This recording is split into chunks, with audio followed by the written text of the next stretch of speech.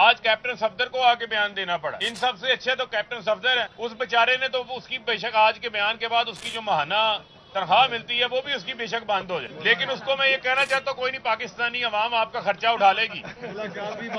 آپ کا خرچہ پاکستانی عوام اٹھائے گی. آپ سچ بولتے رہے. اس سے سچ بولا ہے. اس نے کہا ووٹ کو عزت دو کا بیانیہ ہے تو ہم نے اپنے ہاتھ سے دفن کر دیا ہے.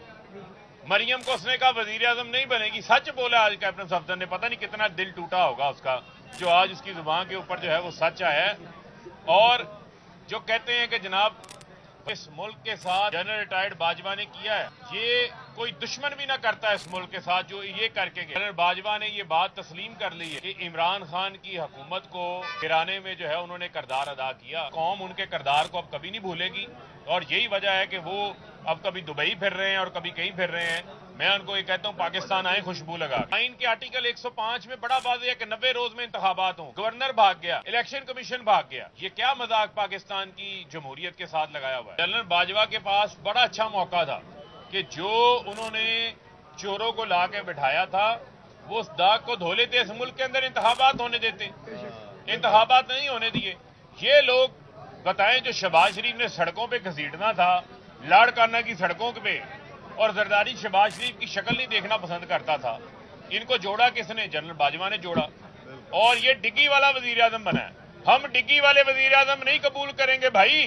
ہم کہتے ہیں عوام کے ووٹوں سے وزیر اعظم بنے. میں ہدایت کاروں کو، ڈائریکٹروں کو، پروڈیوسروں کو، سب کو کہتا ہوں ملک کا سوچو بھائی. اور $3 ارب رہ گئے، ملک نہیں چل پا رہا. جیسا کہ آپ کے علم میں ہے کہ جاوید چودھری کا جو کالم آیا ہے اس کالم میں جنرل ریٹائرڈ باجوہ کے ساتھ گفتگو کا انہوں نے حوالہ دیا ہے، جس میں جنرل باجوہ نے یہ بات تسلیم کر لی ہے کہ عمران خان کی حکومت کو گرانے میں جو ہے انہوں نے کردار ادا کیا.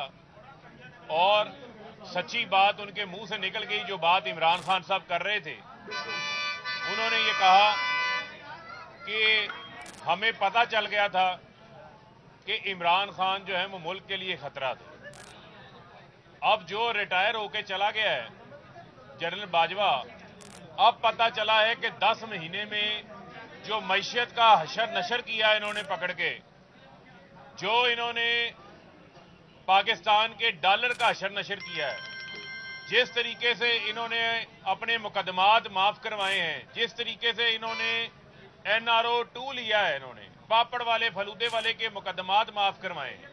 آٹا 160 روپے کلو ہو گیا. مہنگائی کے 50 سالہ ریکارڈ ٹوٹ گئے. کسان سراپا احتجاج ہو گیا. آج یہ پتا چلا ہے کہ خطرہ عمران خان نہیں تھے. خطرہ جو جنرل ریٹائرڈ باجوہ ان چوروں کو پاکستان کے اوپر، شہباز شریف چور کو، زرداری چور کو، فضل الرحمان چور کو جو یہ نافذ کر کے گیا ہے، خطرہ تو پاکستان کو ان سے ہے. عمران خان سے تو کوئی خطرہ نہیں ہے. اب پتا چلا ہے کہ جب کل سے یہ بات سامنے آ گئی ہے تو اب اپنی مرضی کے صحافیوں کے ذریعے تردیدیں جو ہے وہ کروائی جا رہی ہیں.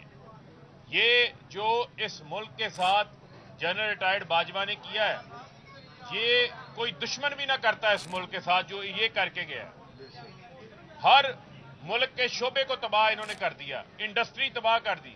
بے روزگاری آج موجود ہے. وہ اسحاق ڈار جو IMF کو کہہ رہے تھے، میں IMF کو کیا سمجھتا ہوں. آج وہ IMF کے دونوں ہاتھوں سے گھٹنوں کو ہاتھ لگا کے بیٹھا ہوا ہے، ہاتھ جوڑ کے بیٹھا ہوا ہے، صرف $1 ارب کے لیے. وہ معاہدہ جو ہے وہ ان سے نہیں ہو پا رہا. اور اس کی قیمت یہ ہے کہ بجلی کی قیمتوں میں بھی اضافہ کرنا ہے، گیس کی قیمتوں میں بھی اضافہ کرنا ہے، پیٹرول کی قیمتوں میں بھی اضافہ کرنا ہے. یہی وجہ ہے کہ پچھلے 10 ماہ سے عمران خان صاحب نے جو عوامی تحریک چلائی، اس میں جدوجہد کی، اس میں صرف ایک ہی مطالبہ تھا، فوری انتخابات کا معاملہ تھا. آج آپ نے دیکھا کہ عدالت میں پہلی بار ایسا ہوا کہ الیکشن کمیشن جو کہ ایک آزاد ادارہ ہونا چاہیے، آئین کے مطابق ایک آزاد ادارہ ہے، الیکشن کمیشن بھی وہی زبان بول رہا ہے جو زبان وفاق کا نمائندہ گورنر بات کر رہا ہے، وہی کیئر ٹیکر گورنمنٹ بات کر رہی ہے. یہ کیا پاکستان کے سسٹم کا نظام انہوں نے بنایا ہوا ہے؟